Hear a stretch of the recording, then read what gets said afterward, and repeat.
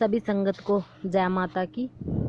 आज बात करेंगे कि बिना किसी नियम के, बिना ब्रह्मचर्य का पालन करे या फिर बिना वस्त्र आदि के नियम को देखे किस प्रकार से शक्ति की कृपा होती है और कैसे पता करें कि कौन सी शक्ति साथ में चल रही है। इन सब बातों के विषय पर आज चर्चा करेंगे और वीडियो ध्यान से सुनिएगा, क्योंकि अधूरी जानकारी हमें हमेशा बोलते हैं नुकसानदायी होती है।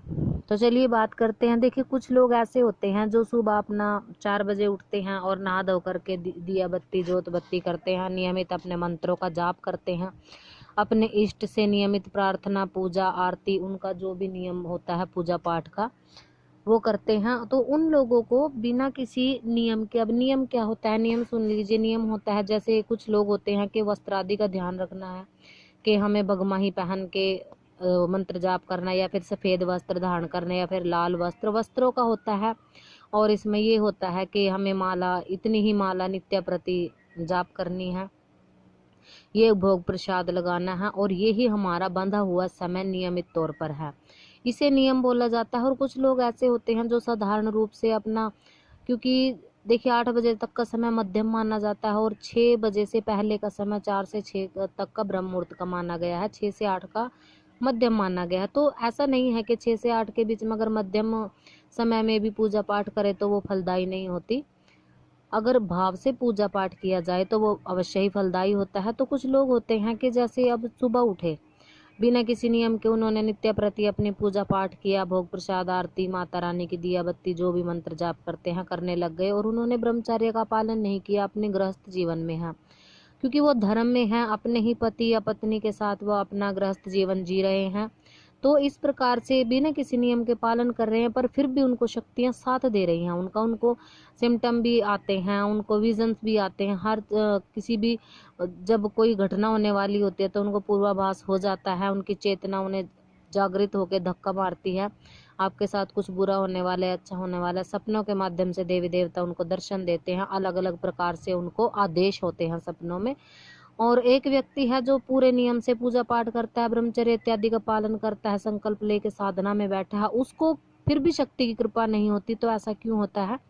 देखिए, इसमें कुछ व्यक्तियों के पिछले जन्म के पुण्य कर्म भी जुड़े होते हैं, क्योंकि अगर किसी ने पिछले जन्म में अत्यधिक भक्ति पूजा पाठ किया होता है, वो अपने इष्ट के प्रति समर्पण भाव से, सेवा भाव से पूजा पाठ करता है, तो पिछले जन्म के जो भक्ति होती है और पुण्य कर्म होते हैं वो हमारे साथ चलते हैं। अब इसलिए कुछ लोग भी नहीं किसी नियम के उनको सिद्धि प्राप्त हो जाती है, और कुछ लोगों को बहुत ही कठिनाइयों का सामना करना पड़ता है।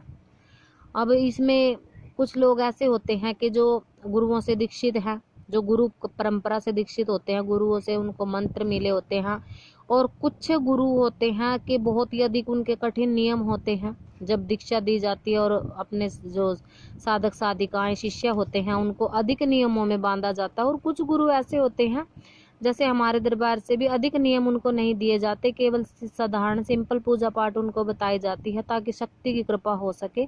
तो शक्ति की कृपा कैसे होती है? भावना से होती है। शुद्ध भावना रख के अगर आप विश्वास करते हो अपने इष्ट के ऊपर और गुरु मंत्र के ऊपर, तब जाके शक्ति आपके साथ देना शुरू कर देती है। और कुछ शिष्य जो दरबार से जुड़े भी हैं, उनको जैसे गुरु मंत्र मिला है तो महज 10-15 दिन में उनको सिम्टम आने शुरू हो गए हैं। वो हमें बताते हैं कि हमें ये इस प्रकार से सपने भी दिखाई दे रहे हैं और हमारे शरीर पर भी इफेक्ट इस चीज़ का आ रहा है, तो कहीं ये गलत तो नहीं या फिर ये सही तो नहीं। देखिए, इसमें डरने वाली कोई बात नहीं, क्योंकि जब हम भक्ति मार्ग में बढ़ते हैं तो साधारण सी बात है कि शक्ति हमारी परीक्षा लेती है, और परीक्षा हर साधक की होती है, क्योंकि बिना परीक्षाओं के कभी साधक को शक्तियां प्राप्त नहीं हो सकती। अब बात करते हैं कैसे पता करते कि कौन सी शक्ति हमारे साथ चल रही है। देखिए, आप जिस भी इष्ट की सेवा पूजा करते हो, जिसका भी ध्यान लगाते हो, और एक तो कारण हो गया ये कि आप अपनी कुल देवी या कुल देवता की पूजा कर रहे हो अपने शुद्ध भाव से, सच्चे मन से, काफी समय से, और उनकी वजह से आपको सवारी आना या उनका अंश आना, शरीर भारी रहना, आंखों से आंसू गिरना, या फिर पूजा पाठ के टाइम आपको उबासियां आना बड़ी बड़ी, ये बहुत तरह के लक्षण जो हैं आने लगते हैं साधक साधिकाओं को, भक्तों को। देखिए, साधना अलग चीज होती है जो संकल्पित होती है, संकल्प लेकर के कि मैं इतने दिन आपका ये मंत्र जाप करूंगा या करूंगी, इतने दिन आपकी ये सेवा उठाई है, वो संकल्पित हो जाते हैं, वो साधना कहलाते हैं। और सेवा जो होती है उसमें कोई नियम नहीं होता, कोई किसी प्रकार का ब्रह्मचर्य वगैरह का पालन नहीं होता। अपने गृहस्थ धर्म का जो व्यक्ति गृहस्थ है पालन करते हुए, क्योंकि वो धर्म है, शास्त्रोक्त और सांसारिक दोनों ही मतों से वो सही है, तो अपने धर्म का पालन करते हुए अगर कोई भक्ति मार्ग में आगे बढ़ता है, क्योंकि गृहस्थ धर्म सबसे बड़ी सेवा पूजा कही गई है, जो अपने परिवार का, अपने बच्चे का पालन पोषण करते हुए भक्ति मार्ग में जाता है। क्योंकि परमात्मा या माता या इष्ट कभी ये नहीं कहते कि आप भक्ति मार्ग पे चलो तो सन्यासी हो जाओ या साधु हो जाओ। अपने परिवार के साथ उनकी ज़रूरतों का जो है उस पूरा करते हुए, ख्याल रखते हुए आपने भक्ति करनी है। और जो इन सब चीज़ों में साफ मन से, शुद्ध भावना से अपने परिवार और इष्ट की सेवा करते हैं, उनको बहुत ही जल्दी कृपा प्राप्त होती है। अब जिस भी इष्ट की आप पूजा कर रहे हो, कुल देवी है आपकी या कोई इष्ट है, जैसे भोले बाबा हो गए, माता काली हो गई, माँ दुर्गा हो गई, ये बड़ी बड़ी शक्तियाँ हैं। इन शक्तियों को पूजने से पहले आपने अपनी कुल देवियों की, अपने पितरों की सेवा उठानी पड़ती है। इसके भी कुछ नियम होते हैं, जो नियम से 7 दिन या 11 दिन की इनकी सेवा बताई जाती है। वो सेवा करने के बाद ही आप किसी बड़ी शक्ति की सेवा या साधना उठा सकते हो। अब कुछ बच्चे बोलते हैं कि मैं नित्य ही भोलेनाथ को जल चढ़ाता हूँ और माता काली की जो है जोत लगाता हूँ, और पर फिर भी मेरे ऊपर सिर पे बहुत कर्जा हो रहा है, बहुत हमारे घर में परेशानियाँ हो रही हैं, हमें दिक्कतों का सामना करना पड़ रहा है, साथ में बालाजी महाराज को भी पूज रहे हैं। बहुत बच्चों के मैसेज आते हैं। देखिए ऐसा कुछ नहीं, क्योंकि आप जब तक अपने घर के जो मुखिया हैं, पितृ और कुल देवी, उनको मनाकर नहीं चलोगे, तब तक शक्ति आपके ऊपर कृपा नहीं कर सकती।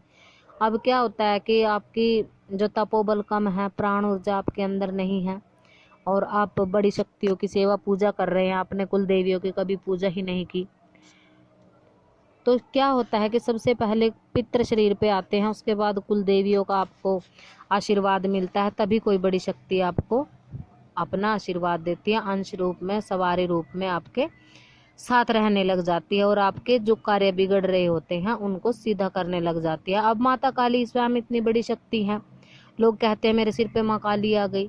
देखिए माँ काली का अंश आपके सिर पे आता है, क्योंकि उनका हाथ आपके सिर पे है, पर कार्य करने के लिए उनके गण, उनकी योगिनी, भैरव, ये ही आते हैं, बालाजी महाराज। अगर इनके बस का कोई कार्य नहीं, कोई कार्य बड़ा है, तब महाशक्ति स्वयं आती है, नहीं तो छोटे मोटे भूत प्रेत संकट पिशाच जो है, ये इनके गण, भैरव बाबा हो गए, बालाजी हो गए, अब जो इनकी योगिनियां हैं, इनकी ये मसाणियाँ वगैरह हैं, इनके चलती हैं साथ में, ये उन्हीं का कार्य होता है। तो आशा करते हैं आपको जानकारी पसंद आई होगी। और भी अच्छी अच्छी जानकारियों के लिए चैनल को सब्सक्राइब करें, चैनल से जुड़े रहें। मिलते हैं नई जानकारी के साथ, तब तक के लिए जय माता की।